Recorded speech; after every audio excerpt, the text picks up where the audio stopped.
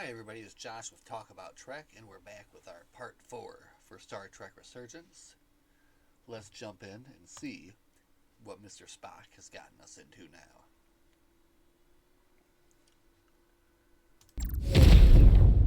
Whoa.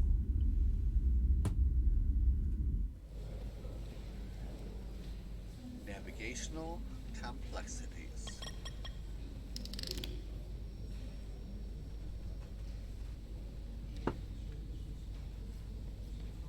Mr. Diaz, I understand you have already discussed the warp drive failure with Ambassador Spock? I have. It is imperative that the Ambassador's shuttle be flight ready. I need you both to ascertain the root cause of the system failures he encountered. I'm surprised, Commander. I thought you would have wanted to work on Ambassador Spock's shuttle yourself. I respect the Ambassador and his many accomplishments, but I do not derive any satisfaction from interacting with his shuttle as if it were somehow transubstantiated through its association with him. Especially when I have the entirety of this starship to concern myself with. The ambassador asked me to take a look, and I'm ready to crack this thing open. Good. You could learn from Mr. Diaz's focus. I'll take notes. Then I will leave you to it. Make note of any abnormalities in your report. Carry on. It seems like he's warming up to us. Spock still loves me. Even Chobok has to look at that face and know you've earned some real respect. And I have to admit that I owe you one. You were right to make me go first. I don't know what I was thinking. No, I mean nothing. You've pulled me out of trouble how many times? Come on. Call it even. How you gonna answer 2 and 3 on that? For At real? the very least, maybe I can track down that bottle of sorry and brandy you're still on the hook for. But first, we have work to do. Ooh. Ready to go? All set. Let's run the diagnostic. Greens across the board. I'm loving it. All right, running a diagnostic here. Right here. Boop. Begin diagnostic. So, I know about your talk with Miranda. You do? She sent me a priority 1 dispatch right after your conversation. What? I'm happy for you. Both of you. Thanks. But I'm only going to tell you this once. Don't screw this up.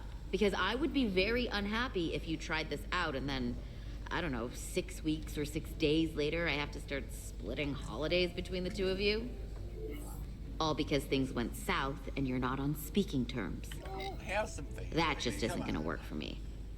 You really don't believe in me, huh? It's not you. Or her. Just running the numbers, and things don't work out more often than they do. I like my friends, and I like our group. I don't want to lose that. Is that thing done yet? Yeah, it's wrapping up. Let's see. The relays along the primary EPS are blown. The backup relays are all intact. An EPS overload from the warp drive could cause that. But how did the shuttle end up dead in the water? Huh. Well, maybe the ship's data recorder can tell us something.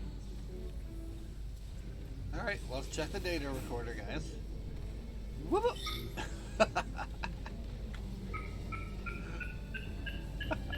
Here. They were only about 8 minutes from their plotted warp point. No faults, just those warnings. What are they? Well, let's check them out. It's 93224. Yeah, I'm so twitchy. Okay, got it. Got it. Subspace variance out of tolerance. What does that mean? It means the main navigation array lost sight of space somehow. What? Will the array going offline cause that? Yes, We but checked it the should have array? also thrown a fault code. Well, let's check this one. I had too much coffee today. I can't. Okay, we got it. There was a Cascade complete failure. warp cascade failure. Wow. They're lucky the shuttle didn't turn inside out. Makes me think the computer panicked on the warp field equation. All right, well, let's check the equation. Got it. The warp field became inverted suddenly. I've seen this happen when the center warp coil cracks. A cracked warp coil throws a fault code. Still, we should take a look. Any one of these failures should have thrown a fault.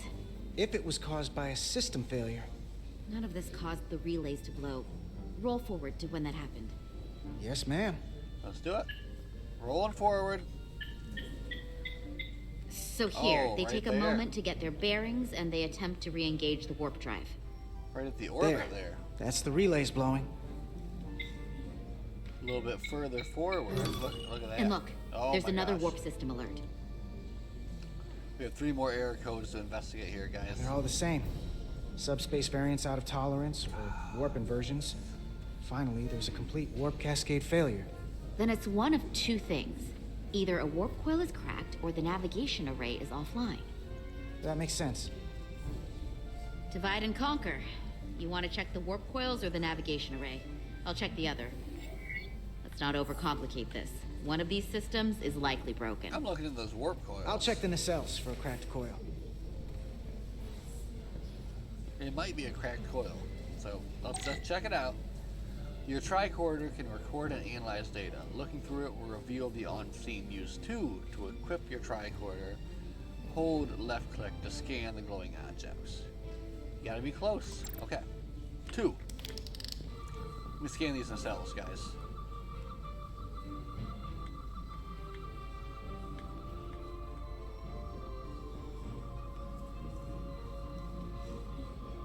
I'm not seeing anything. Look to the front. Wait, what's that? What's that? Whoa, whoa, whoa.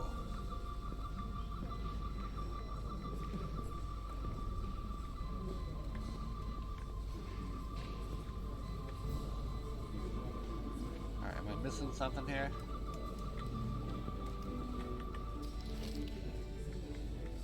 Can you go check the other side? Yeah, we can. Okay, okay.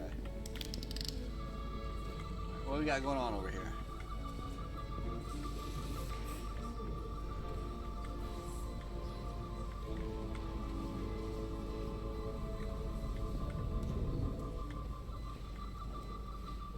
Let's say out of range.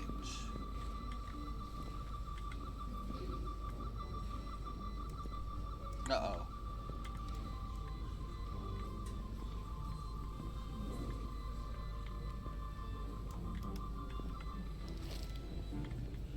I'm not seeing any cracks here.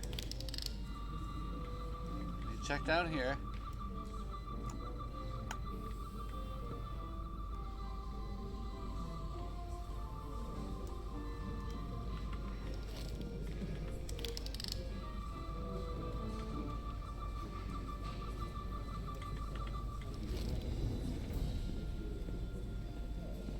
I'm not seeing any cracks. I don't know. Am I missing something? Gotta be, right? Let's get all the way back here. Whoa, whoa, whoa, wait a second. Wait a second.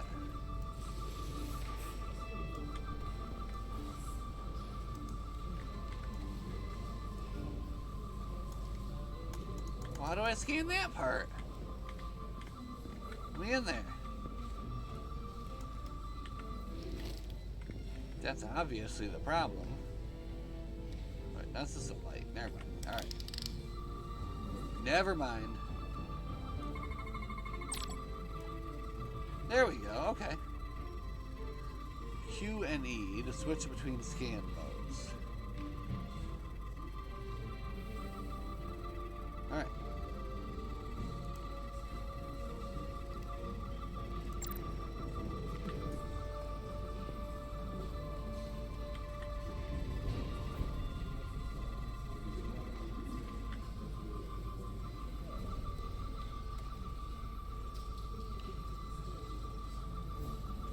Really have a close look at it here.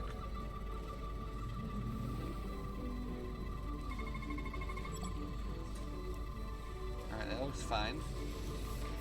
Alright. Switch it up.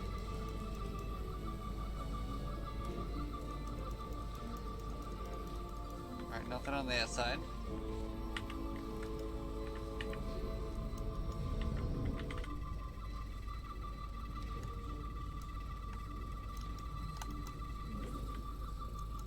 What's that? Oh man. Microabrasion from neutrino interactions.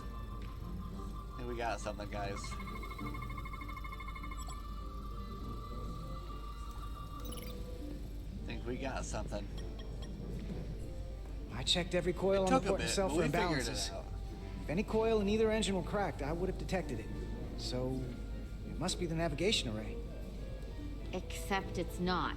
Checked and double-checked. Oh, man. Well, the readings don't lie. Here comes the security detail for the way team.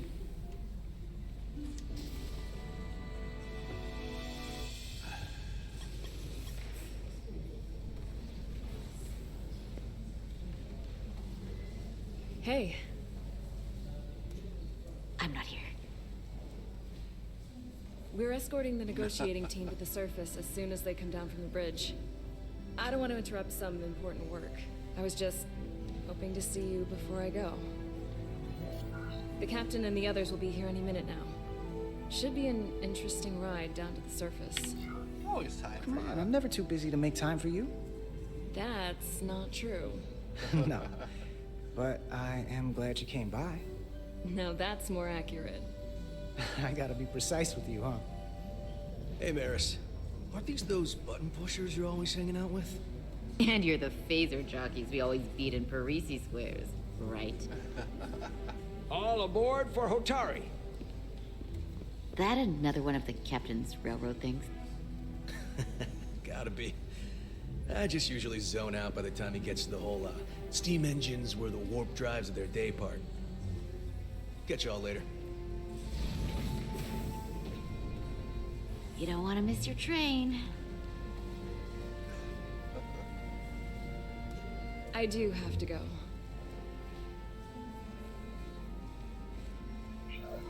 Not gonna lie, I'd rather not leave right now. Do me a favor. Come back safe. Deal.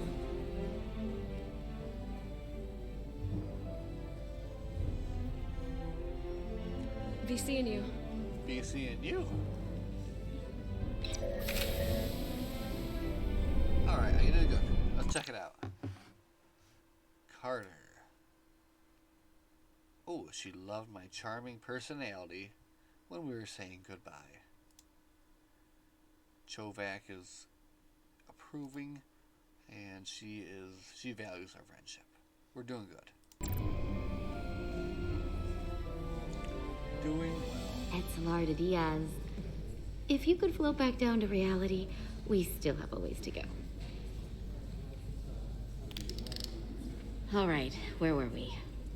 So, the warp coils in the navigation array are fine, but the nav computer doesn't seem to think so. I'm out of ideas short of field stripping the shuttle from bow to stern. You wanna take this out of the shuttle and throw it on the bench? Oh, real hands-on maintenance. I like it. Okay, the nav computer is patched into the ship. The ship's computer can double-check our work. If the shuttle's nav computer is putting out false data, we'll know it. Let's run through the shuttle's logs again. Running now.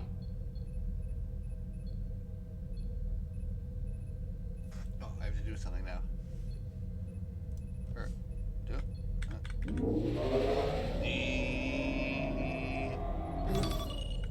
There it was. That's the problem. Same.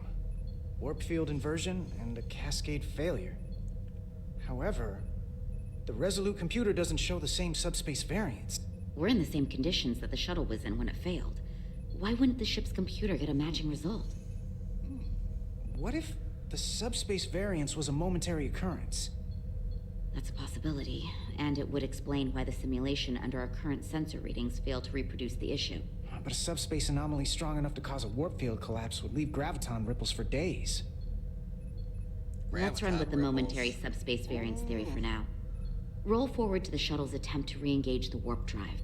We need the conditions of space around the shuttle at the moment of warp failure. Resuming simulation. Rolling forward. Oh, here we are. Error in warp field calculation. Cochrane formula variables are out of range. That right there. Take the shuttle sensor data from that moment. Formula. Computer, why did the warp field calculation fail? Warp field pressure returned non-orthogonal. Results are undefined. That doesn't help. Wait, what if we use a different ship? Put the Resolute into the simulation instead of the shuttle. Yeah, it should warp just fine. Unless... Unless it's not the ship. Computer, run the simulation with the Resolute. Space. Resolute around the simulated. Computer, give me manual control on the warp power. Same problem happens. Static field intensity, warp 1.1.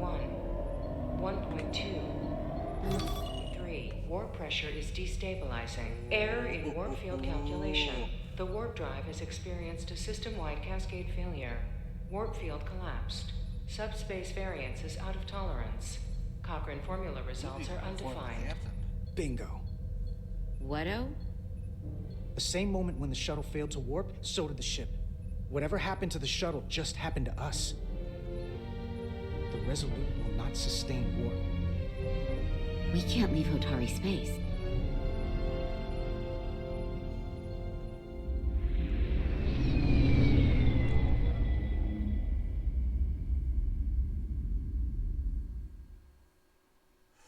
What's going on? Story's getting very, very interesting. Now here we go, our first off-ship or space scene here. Seat of power. Ambassador Spock, Captain Solano, welcome to Hotari. We are honored you've come. My name is Tylos Altaris, Minister of Diplomatic Affairs. The honor is ours, and this is Commander Jara Rydick, first officer aboard the USS Resolute. You'll find she has a keen mind and unique insight into the dynamics between the Hotari and the Lydians. It's very nice to meet you. Likewise, I hope... These must be the representatives of the mighty Federation. Oh. The reigning authority in the galaxy. Who are these jerks? Or so we've been led to believe. Whether that's true or not remains to I'm gonna be give seen. them a strong arm. But either That's way, what they need. we're grateful you've made the time to come to our little corner of the universe. We gotta And step you up in her are? face like that. This is Galvin, and this is Citron, the heroes of the revolt in the mines.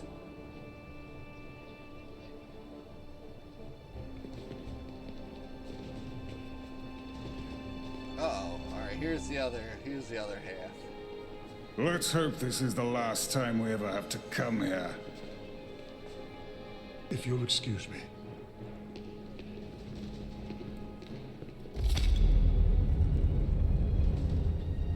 I think we're about to begin. Did you hear the arrogance from that guy? Yeah, I heard I don't know what we're walking into here. But that guy was something.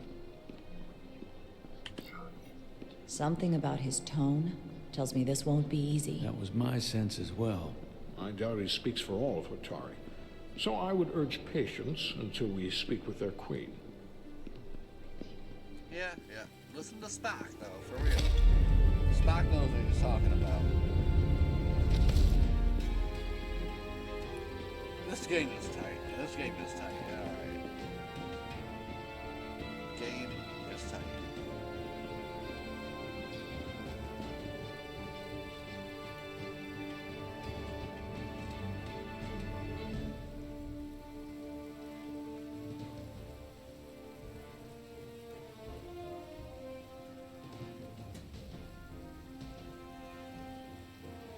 Uh-oh.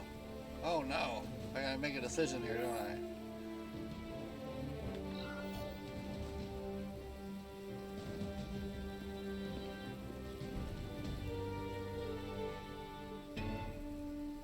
Ambassador Spock, welcome to Holtari Prime. The honor is mine, Your Majesty. That the Federation would send one of their most respected representatives is not only an honor to the Hotari people and their queen, but a recognition of our stature and importance. Let's get on with it, shall we? With all due respect to the Federation and their ambassador, they have no authority here. We are not members of their alliance. We are not subject to their rule. nor your. We demand the immediate return of all mining operations to Elydian control, as it has been for centuries and will be for centuries more. That has always been our understanding. That understanding has changed. Then you invite war. And if you cannot remain silent, you will be silenced. What? But his point is well taken. What is the Federation's interest in this matter? Perhaps you would have us trade one oppressor for another? The Federation remains neutral. Our only interest is the peaceful resolution of this conflict. We are here at your request, Your Majesty. For now. Saying this wouldn't be easy was an understatement. I thought they wanted us here. Was there something you wanted to say, Captain? Oh, no. My apologies. And what about the Kobliad? She's not part She can speak for herself, can she? Then let her. I can speak for myself.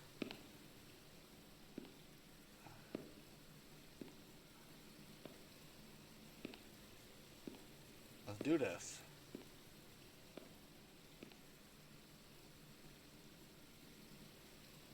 All right. Now Tough then. decision time. One should know their place. What you might be somewhere else is not what you are here.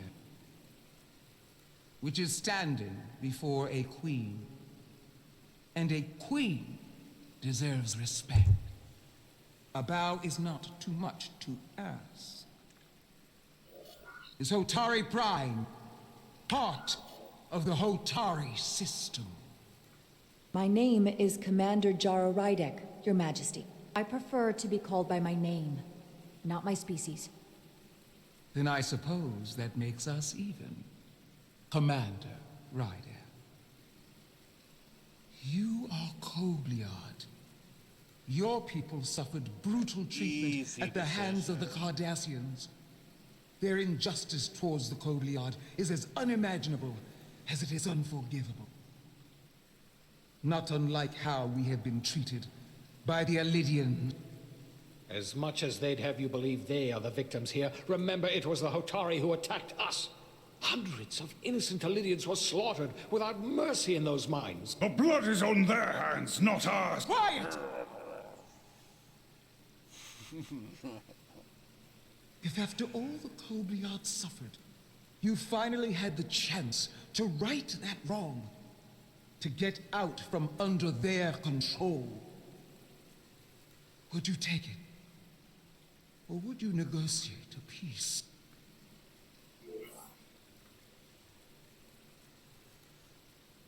Right the wrong. If the opportunity presented itself, and I wish that it had, more than you can know, then I would right the wrong without hesitation. For the sake of the Kobliad, we suffered enough. Of course you would. It would be foolish to do otherwise. The Federation is the most powerful, most advanced alliance in the galaxy. It's widely known we have an abundance of dilithium in our mines. And it's in your interest to secure a steady supply. Your Majesty, if I may. Ambassador Spock would have us believe you're here as a neutral party in the interest of peace. So why are you really here? I want the truth, not your Federation rhetoric. It's possible the Federation has an interest in both peace and securing a steady source of dilithium. One does not preclude or prevent the other. Oh, That's just my personal opinion. that's Even pretty the good. Federation has done business with the Elydians for decades. I would agree. It's entirely possible, if not highly likely. What they haven't said, but cannot deny, is a simple truth. The dilithium trade would not Okay. and will no longer exist without Elydian involvement. We created it for the benefit of everyone, especially the Hotari. We've given them warp technology, We've let them share in the profits. We've made their lives infinitely better than before dilithium was discovered. All of that goes away if the Federation turns a blind eye to their treachery. That is enough of your lying. The Hotari are quite capable of running the mines. We've done so for centuries. Oh man, it's Don't getting tell pretty me. hype. All right. Who deserves control of the dilithium trade and the mines on town? Who should the Federation recognize? The Hotari or the Alidians? It can only be one or the other, not both. Well, it's gotta be the Hotari, right? If I have to choose only one, then it would have to be the Hotari. Well said. How could the just and wise Federation make any other choice? Oh, what if I just This is an died? outrage. The Federation has lost all credibility. The mines are ours. Lydia will not be deterred. We will take back our mines by any means necessary. Then you will see more blood spilled. I am more than willing to address your concerns, Your Majesty. Yours as well, Representative. But I suggest we could have a more productive conversation with a smaller group. Perhaps only the most essential representatives. Well, you want to cut me out of it now, Spock? You don't like my my take? All right, that's fine. I suppose there is some sense to that.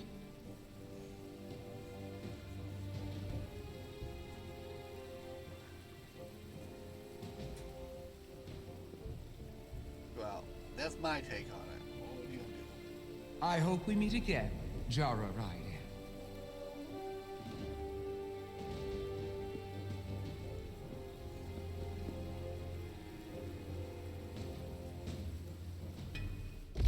I'm doing nothing but pissing Captain off, man. For real. Spock and I will cover everything on the diplomatic front.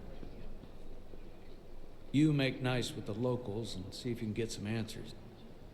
We need to find out why the Hotari are so willing to risk war.